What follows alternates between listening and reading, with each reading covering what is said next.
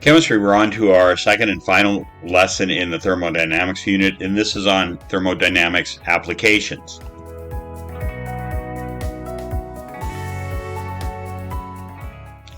So there's our free energy equation. So let's review this and let's talk about, again, the ice cube example. So nature spontaneously wants disorder. That is entropy to increase. So that would be a positive delta S. This means that the term negative T delta S will be more negative as S becomes more positive and also as T becomes more positive. And that will contribute to a spontaneous reaction because the overall term negative delta T or negative T delta S will become more negative.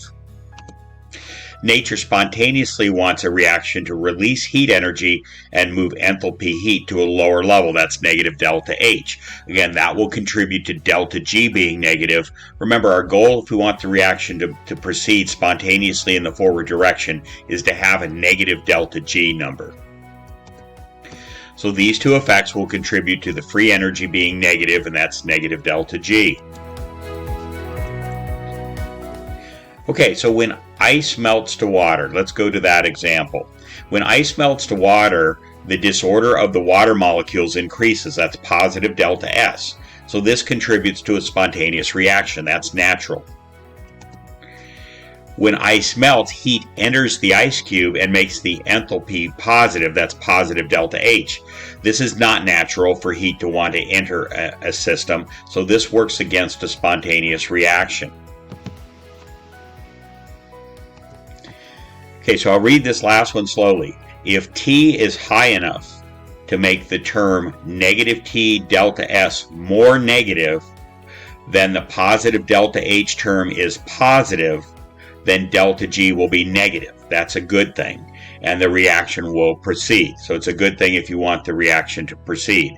So you want that negative T delta S term to be a really big negative number so that it overwhelms or dominates the positive delta H number, and that'll make delta G negative and it will make the reaction proceed. So higher temperature means delta G will be negative and the melting will take place, and that's what your common sense tells you, that melting of ice will take place at a higher temperature. This explains how some reactions can be endothermic. If the negative T delta S term dominates the positive delta H term, then the reaction can end at a higher enthalpy heat energy but still be spontaneous. So it can gain heat but still naturally go forward, naturally be spontaneous, because the overall free energy goes down.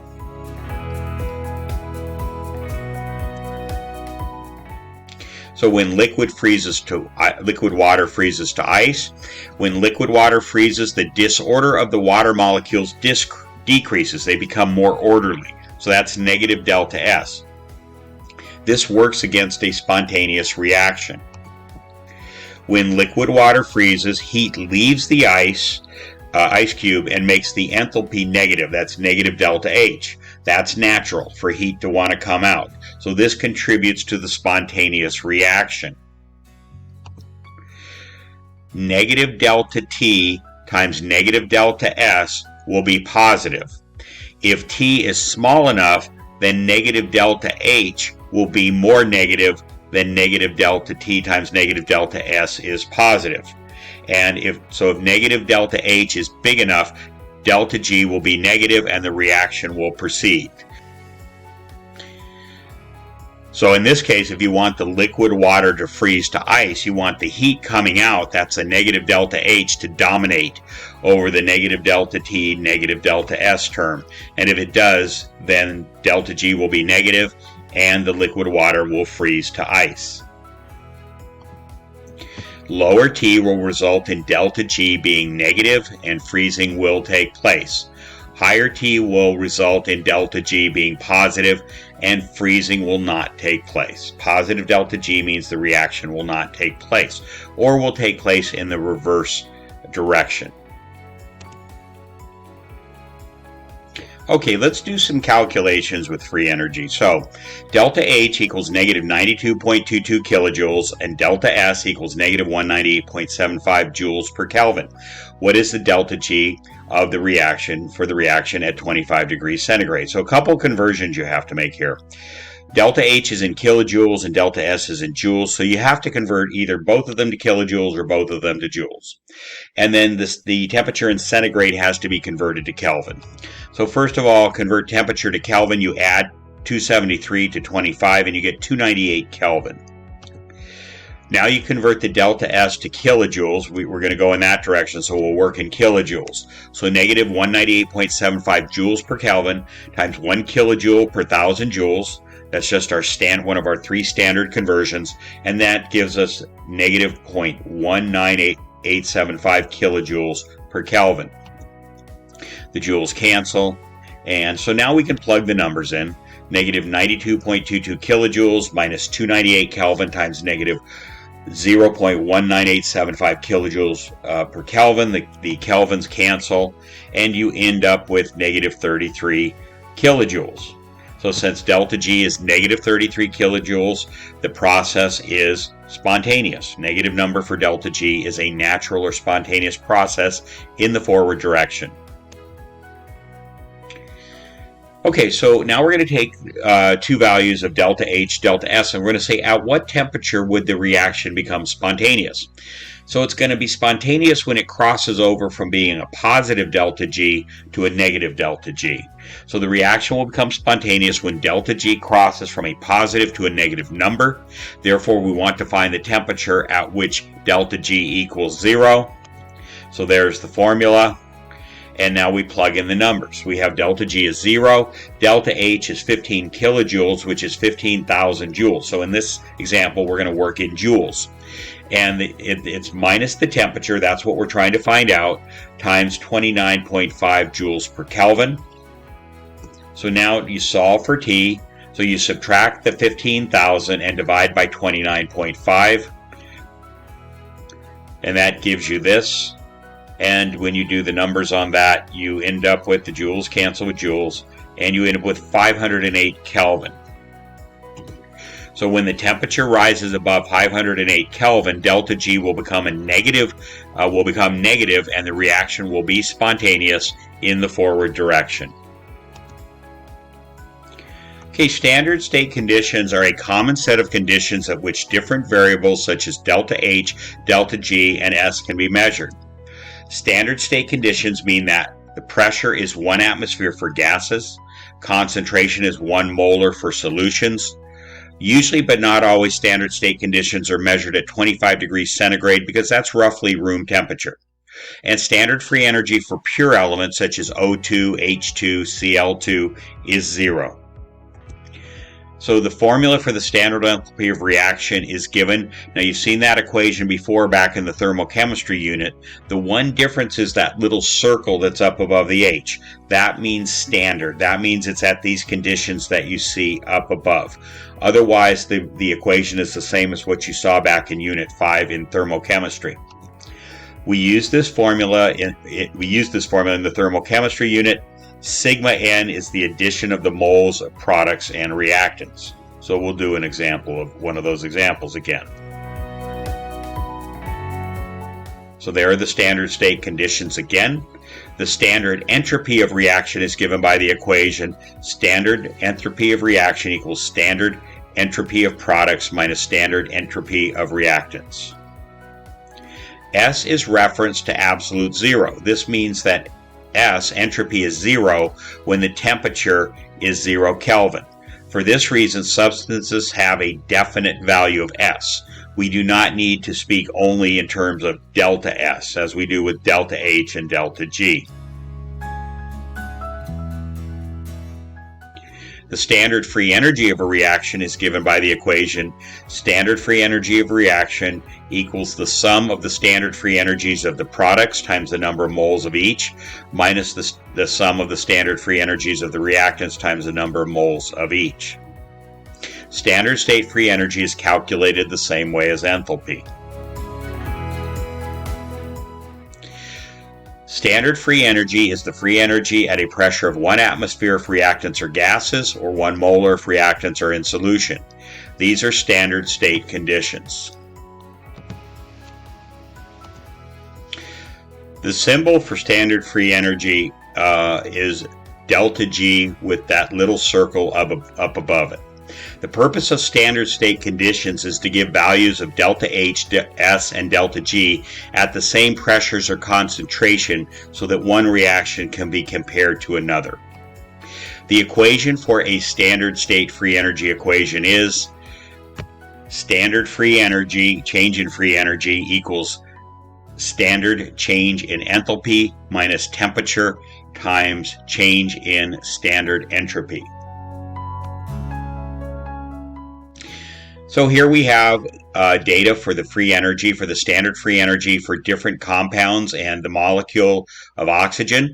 These are numbers you can look up. They're at the same conditions, so they're at fixed conditions, so those numbers can be measured. They're fixed numbers. You can look them up in the back of a textbook or online. So the equation for this is standard free energy of reaction equals the sum of the standard free energies of products minus the sum of the standard free energies of the reactants. And you plug in the numbers the same way we did with enthalpies back in the thermochemistry unit. So be sure you understand, study these numbers. The products, which is CO2 and H2O, go on the left side of the equation, negative 394.4 plus 2, because that's the coefficient in front of H2O, times negative 237.2. And then that's going to be minus the reactants. So that's negative 50.8 for CH4, and oxygen is 0. And when you compute all of that, you end up with the standard free energy of reactions, negative 18 kilojoules per mole. So since delta G of reaction is negative, so the reaction is spontaneous at standard conditions. Okay, now we're going to do a Hess's law problem. This is done exactly like Hess's law, except you'll notice over on the right we have standard free energies rather than enthalpies. But you do the reaction exactly the same. So we're trying to recreate the target reaction on the top. So first of all, we see that CH4 is on the left in the target reaction, and it's on the right in equation 1. So we're going to reverse equation 1. We're going to bring that down and call it equation 1A. And what that does to the standard free energy, it turns it from negative 50.5 to positive 50.5. It changes the sign. Now we see CCl4, 1 mole on the right of the target equation, and we see 1 mole of CCl4 on the right of equation 2, so we're not going to change equation 2. We're going to leave that the way it is. And then finally, we see we have 4 HCl on the right side of the target. We have 2 HCl on the right side of equation 3, so we're going to multiply equation 3 by 2. So we go ahead and do that. We also multiply the standard free energy by 2, so it's 2 times negative 65.3. Now we verify that we have accurately recreated the target, so the 2 H2s cancel, the carbons cancel. We're left with the CH4 on the left. We have 2 of the 2 Cl2s on the left side of the arrow. You add those together, you get 4 Cl2, which is in the target. You have CCl4 on the right side of the arrow, and that's also in the target, and 4 HCl on the right side of the arrow, and that's in the target. So we've recreated the target equation successfully. So now we add up the numbers of the standard free energies, and you see that in the lower right. Standard free energy of reaction is negative 142.4 kilojoules. The free energy of a reaction can be computed from the equilibrium constant using the following formula. So there's a standard free energy. It equals negative R, that's the gas constant, times temperature in Kelvin, times the natural log of the equilibrium constant. So K is the equilibrium constant for the reaction. Use Kp for gases, Kc for solutions. R is the gas constant. Now this time we're going to use the one that's 8.31 because that has joules in the numerator, and we need joules because the energy is measured in joules. So that's the 8.31 gas constant, and temperature is in Kelvin. Okay, so here we have this reaction. It's 2 CuO Reversible produces Cu2O and 1/2 of O2. So the enthalpy is free, the free energy of formation for CuO is negative 128.3. For Cu2O is negative 147.9. And for O2 is 0 because it's a pure element. So calculate the standard free energy of the reaction. So there is the formula. Again, it looks just like the enthalpy formula. So we plug in the numbers. The products go on, which are over on the right side of the chemical equation, go on the left. So it's 1 mole of negative 147 plus 1/2 mole of 0 for oxygen. And then it's minus 2 moles of CuO, which is 2 of negative 128.3. Again, just kind of study those numbers. Be sure you understand how you arrived at them. And that gives us a standard free energy of reaction of 108.7 kilojoules. At standard state, the pressure of O2 is 1 atmosphere. Since G is greater than 0, the reaction is spontaneous in the reverse direction. In other words, this is a formation reaction creating CuO out of Cu2O and oxygen. So this reaction would normally want to run in the other direction. Okay, so there's given a standard free energy of formation of CuO and of Cu2O. Calculate the pressure of O2 gas at equilibrium. Okay, this is a little bit of a challenging problem, so you're going to work it on your assignment, but let's go ahead and work it here. Okay, so standard state conditions are likely not equilibrium conditions. Also, when using an equilibrium constant, do not include solids, so only O2 gas is included in the equilibrium equation. Think about that. CuO is a solid, Cu2O is a solid. The only thing that's not a solid is O2, so that's the only thing that will be in the equilibrium pressure situation. Okay, so there it is. That's the law of mass action for this equation up at the top. It's the pressure of O2 raised to the 1/2 power because it has a coefficient of 1/2, and that will be the equilibrium constant for the pressure. Okay, so now we have the standard free energy of formation equals negative RT natural log of Kp. So let's plug in the numbers. The number we got on the last slide was 108,700 equals negative R, negative 8.31 times T, 298 times natural log of Kp. So now we're going to solve for Kp.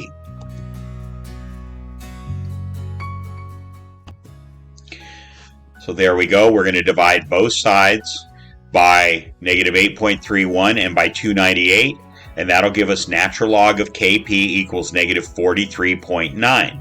Now remember how we inverse a natural log? You take both sides and make them the exponents of e. So e to the negative 43.9 equals e to the natural log of Kp. On the right side, the e and the natural log ln cancel each other out, and that gives you Kp equals 8.6 times 10 to the negative 20th. So that gives us our equilibrium constant for pressure. But what we're looking for is the actual pressure of the O2 gas. So we had our equilibrium equation, Kp equals pressure of O2 to the 1/2 power. So if you square both of those, what will happen is that 1/2 power and that second power outside the parenthesis will cancel each other out, so you'll end up with just the pressure of O2. So the pressure of O2 is going to be 8.6 times 10 to the negative 20th squared, and that's going to give you 7.4 times 10 to the negative 39th atmosphere. It's just an unbelievably small pressure.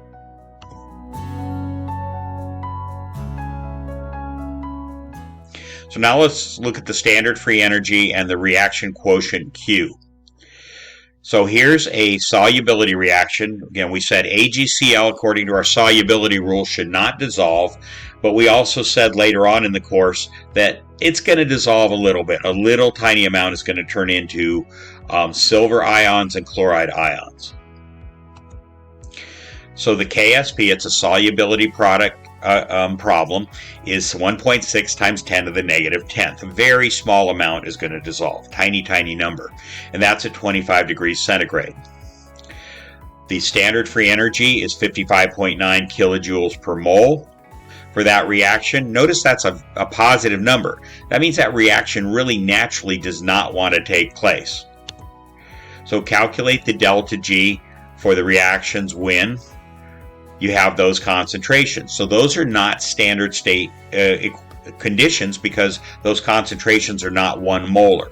So that's just going to be a regular delta G, but you know the standard delta G up above, it's given to you as 55.9. You want to know what the delta G is going to be with those concentrations. So one point about this problem, the concentrations are not 1 molar, so these are not standard state conditions.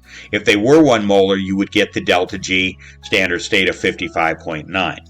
So we are calculating the value of delta G, not delta G standard state. Okay, so since the equation is not in equilibrium, write the law of mass action using the reaction quotient Q.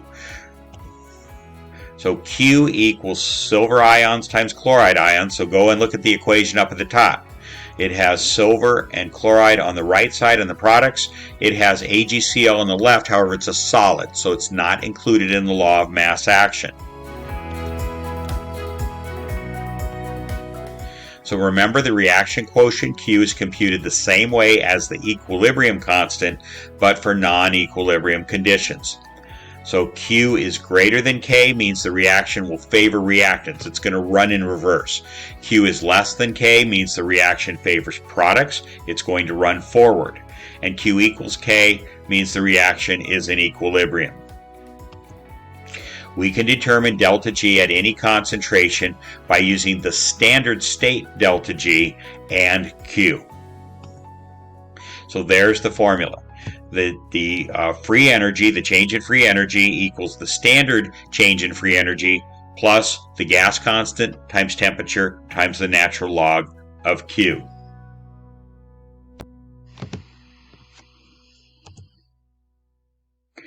So here we go. Since the equation is not in equilibrium, write the law of mass action using the reaction quotient Q. There it is again. There's the actual law of mass action. Okay, and there's the formula. And so the standard delta G is 55,900 joules. We converted the kilojoules into joules, 55,900. There's the R is 8.314 and the T is 298. And now we have the natural log of Q, and Q we said is equal to the silver ion concentration times the chloride ion concentration, which was given to us, 0.1 molar for silver ions and 0.15 molar for the chloride ions. So you just crunch all those numbers and you come up with delta G equals 4.5 times 10 to the 4th joules per mole. That's a very non-spontaneous reaction. That's a large positive number. And that means this reaction is very non-spontaneous. In other words, silver chloride does not want to break into silver ions and chloride ions, and that's why we say that it's insoluble. If we take the following equation at equilibrium, then delta G equals 0, and at equilibrium K can replace Q. So at equilibrium, if we take this equation we used earlier, delta G is 0. This means that we can rearrange this equation to read standard free energy change equals negative RT natural log of K. So let's go ahead and use that equation. So consider the reaction at 25 degrees centigrade. Concentration is 1 molar, that's standard. So there's silver sulfate, and it breaks into ions. And calculate the delta G standard for this reaction, given that the KSP is 1.4 times 10 to the negative 5th. So KSP is the solubility product. The solubility product is the equilibrium constant used to determine how much a solid will dissolve. So there it is. So we were using that equation from the previous slide. Plug in the numbers, you get negative R times T times the natural log of 1.4 times 10 to the negative 5th. And when you do those numbers, you get the standard free energy change is 27.7 kilojoules per mole. Again, that's a non-spontaneous reaction, so that means that the silver sulfate really doesn't want to dissolve very much. Okay, calculate the delta G at 25 degrees centigrade based on the following information. And is the reaction spontaneous? So we're going to have to calculate delta H, S, and then we're going to plug those in to calculate the delta G. So first calculate the enthalpy of formation, delta H, using the equation. And remember, delta H for pure substances is 0. So there's the formula we've used before. And convince yourself that those numbers are correct. The product COCl2 is negative 219.1. We're looking at the delta H column minus the reactants, and that's negative 110.5 for CO and 0 for the Cl2 because it's a pure element. So that gives you negative 108.6 kilojoules per mole. Second, calculate the entropy of the reaction using the equation. All substances, including pure substances, have entropy. So in other words, entropy is an absolute number referenced against absolute 0. So even Cl2 does have an entropy. If it's not at 0 degrees Kelvin, it has an entropy. So we do the calculation the same way. The products minus the reactants. So that's going to be the products on the left here are 283.5. And then the reactants are going to be on the right and of this equation, and that's going to be the 197.7 for CO and the 223.1 for Cl2. And when you do the numbers, you get an entropy of negative 137.3 joules per mole Kelvin. So third, compute delta G using what you just computed in the previous two slides. So there it is. So we plug in those numbers, and delta H is negative 108.6, the temperature is 298, and the entropy is negative 137.3 joules, but we have to convert joules to kilojoules because everything has to be in either kilojoules or everything has to be in joules. We're going to move to kilojoules, and when you do that calculation, you cancel the kelvins, you cancel the joules, you get negative 67.7 kilojoules per mole. So that means it is a spontaneous reaction. That reaction will run forward as you see it written up on the top. Since delta G is negative, the reaction is spontaneous in the forward direction. So here's a summary of the thermodynamic equations. The basic one at standard state conditions. The standard state free energy using the equilibrium constant and the gas constant and temperature. The free energy using the standard free energy and RT and the Q, the reaction quotient. The change in the enthalpy of reaction, that one we've had for a while, we've had since Unit 5. And then it's the same one for free energy. It looks exactly the same, the equation. And then for entropy is not simply a change in because it is referenced against absolute 0, so it's an absolute number. And that takes care of this lengthy lesson on some of the applications of thermodynamics, but we managed to get all this in 2 lessons. So now we're going to move on to our final unit on electrochemistry.